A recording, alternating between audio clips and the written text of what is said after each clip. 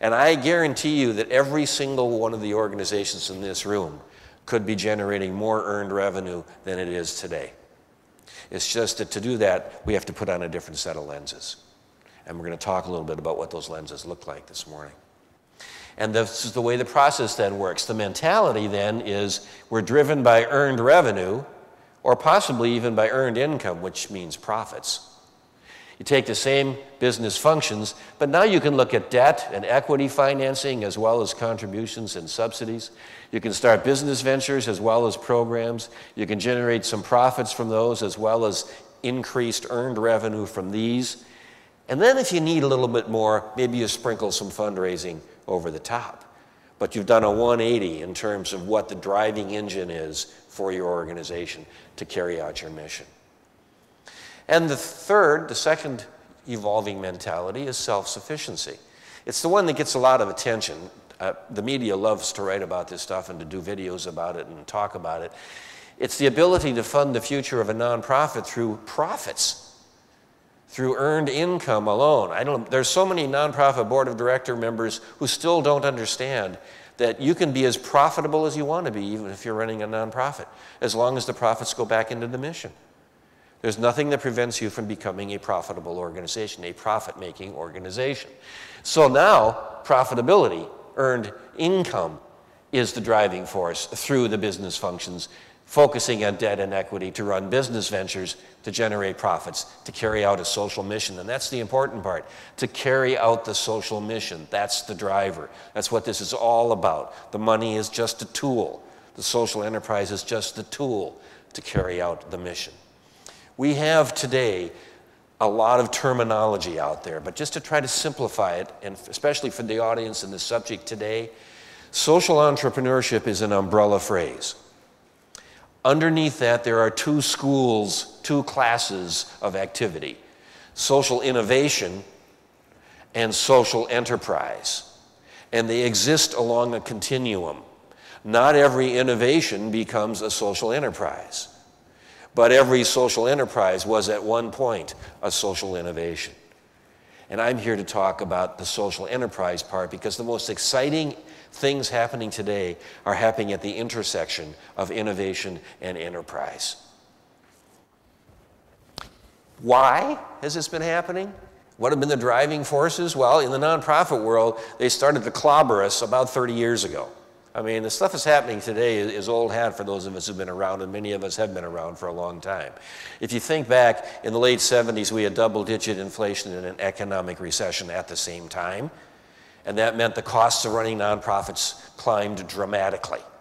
When Independent Sector did a study in 1979, they found that the average nonprofit had 3 months of operating capital in reserve at any given time, which isn't great, but isn't bad. It's 3 months worth, right?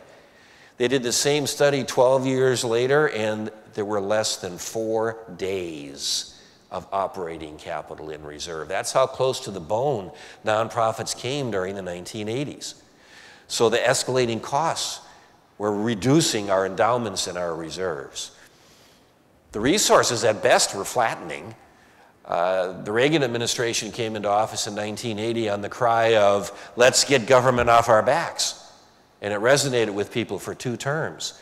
And what happened is that the federal government and state governments cut funding for human services by 23% in real terms during the 1980s, which meant for every $4 that was going into health and human services in 1980, only $3 were going in by 1990. So we had fewer resources as well as escalating costs. We had more people in need, all the things that we were not dealing with in the early 70s, before we emptied the psychiatric hospitals, before the AIDS plague hit us, before crack babies became a problem, before we began to recognize how much spousal abuse was taking place in this country. I mean, one thing after another was happening. Just open the newspapers or the magazines or watch YouTube and you can see the issues every day. Today, there are 3 times as many nonprofits as there were 30 years ago, and they're all fighting for the same money that was there 30 years ago. The pools haven't gotten any larger in real terms, and all these nonprofits are at these pools circling and looking at each other in a much more carnivorous way than they were 30 years ago. There's got to be a better way. Greater demands for accountability. People have been saying, not just this morning, as Rob and Nick were saying, but for years now, you've got to do more with less. That's what people want you to do. That's the mandate, do more with less. And yet there have been so many scandals rippling through the nonprofit sector in the last 30 years that the Gallup poll today, and every year for the last 10 or 15 years, has found that 1 out of 3 adult Americans thinks the nonprofit sector should be eradicated because it's inefficient, it's ineffective, and it's unethical. That's the world we're living in. That's the world we're living in. But there's a way out. And the way out for many organizations is earned revenue and social enterprise. I've been doing this now. I've been following these people, talking with these pioneers in the field for 35 years. I started as a skeptic. As I said, I was a journalist, and I went in not believing it. They convinced me. What's an entrepreneur? My favorite definition is Norm's from Inc. magazine from 15 years ago. I haven't found a better one. People who start with nothing more than an idea for a new venture. But they can take it to the point, and here's the important part, where the business can sustain itself on its own internally generated cash flow, not grants, not government grants, government subsidies. Government contracts are a different thing. Government contracts can be part of an earned revenue formula, but government grants, that's a different kind of ballgame. Social enterprises differ from traditional businesses, and they really expand on corporate social responsibility, which in itself is a wonderful thing, but expands on that because a social enterprise will directly confront a social need through the business itself. And they do that in one of 2 ways. And others do it indirectly through wonderful things like corporate philanthropy and paying equitable wages and environmentally friendly operations. Those are all good things, but they're an indirect way to have a positive impact on society. A social enterprise isn't the same as cause-related marketing either, which began in 1983 with the American Express and the Statue of Liberty. And social investors are not the same as socially responsible investors, and I'll explain all of this stuff.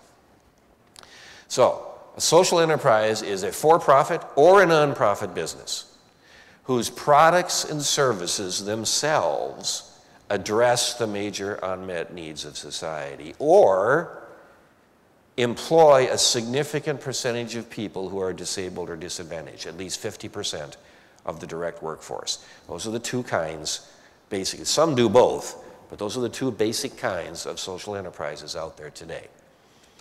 And in terms of investment, I'm not going to spend a lot of time going over this, but traditional investors are looking for businesses with a single bottom line. That's their first priority. Socially responsible investors are looking for businesses that still have a single bottom line but practice CSR. 2 different kinds of social investors. One of them want both social and financial returns, so they look at for-profit social enterprises. And some are looking primarily for social impact, so they invest in nonprofit social enterprises as their first priority. So what is this industry all about? What does it look like today? Well, first of all, let's have a reality check. This isn't new stuff. It's been around for thousands of years. It truly has. The nonprofit sector did not discover this full-blown 10 years ago, as many people in the field believe to be the case. Look at it. Monasteries have been doing wine and cheese sales for years, theater groups charging admission fees, painters getting patrons, prisons doing community work projects, colleges charging tuition, hospitals charging fees to underwrite. Even in the Bible, missionaries doing tent making, working in the marketplace to support themselves so they could promulgate the gospel. I mean, this has been around for a long time, using business practices to support a social mission.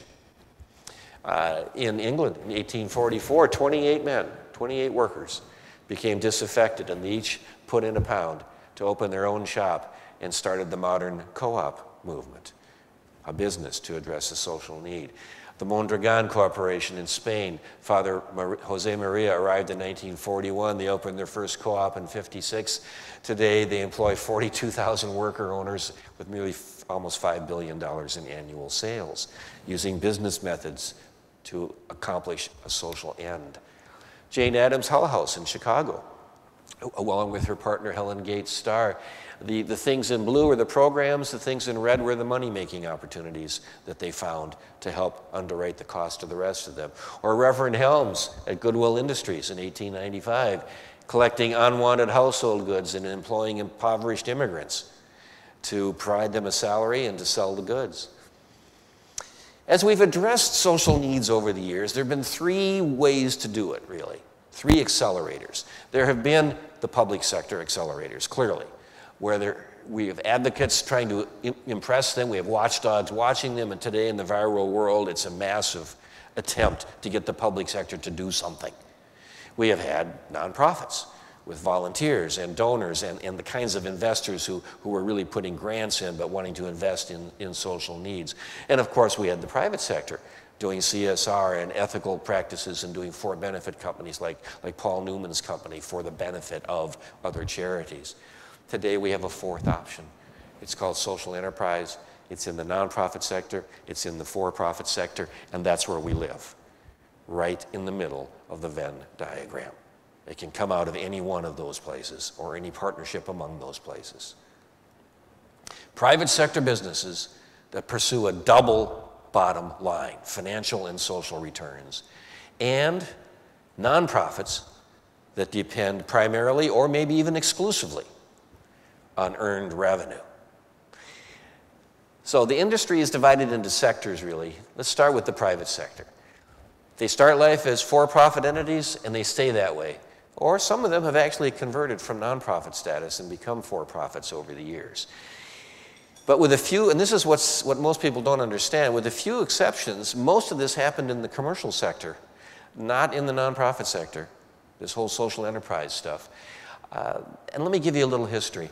Andrew Carnegie, back in the 1880s, 1890s, was the country's greatest philanthropist.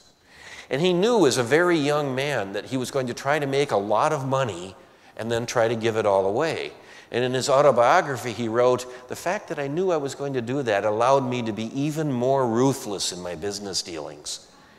So there was a huge gap between the way money was being made and the way it was being used to address social needs, right? He called it arm's length philanthropy. You make your fortune first, and then you give your money away.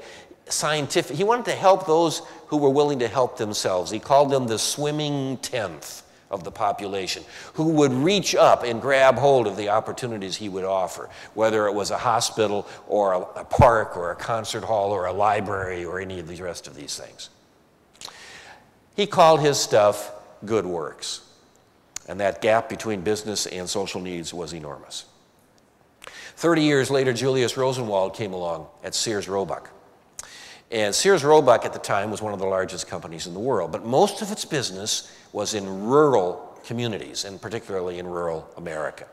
And Rosenwald knew he had to do some long-term market development to make sure rural America stayed healthy, or else his company was going to be in trouble. So in the second decade of the last century, he began inventing organizations that benefited agricultural communities. You all know about the county extension agencies that exist all across the United States. They weren't started by the U.S. government. They were started by Sears Roebuck. And once Sears proved the model, the U.S. government took them over and put them into every county around the nation. And they started the 4-H clubs and other things in rural communities to help make a healthier marketplace for Sears Roebuck products, to make sure there was a market for their company 20 years down the road. He called it sunk costs. Okay? The gap had started to close between the way business made its money and addressed social needs.